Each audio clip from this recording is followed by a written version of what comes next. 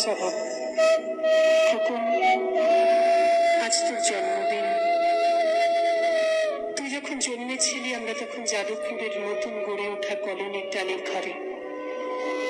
তোর school master বাবা সেই হ্যারিকেনের আলো জ্বলা ঘরে আনন্দের খুশিতে ঝলমলে হয়ে উঠেছিলেন তুই আসার পর। তোর নাম রেখেছিলেন সুকল্যাণ। মানুষটার মনটা ছিল একেবারে শিশুর মতো, অভাবে অনটনে বেঁচে থাকা নানা দুর্বিপাকেও ভেঙে পড়তেন না কখনো। সকলের ভালো চাইতেন মন থেকে, বলতেন দেখো একদিন এই দেশের মানুষ ঠিক মুক্তি পাবে, অশিক্ষা থেকে, দারিদ্র্য থেকে, শোষণ থেকে মুক্তি। আজ পয়লা শ্রাবণ, খোকন, আজ তোর জন্মদিন।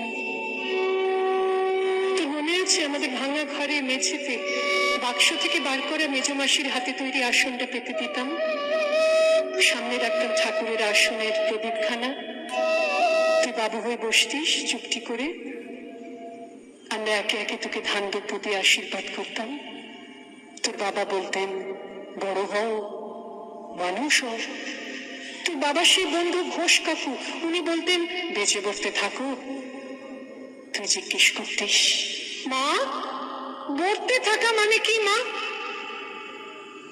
আমি বলতাম না কিছু, শুধু ধান দ্রব্য দিতাম আর মনে মনে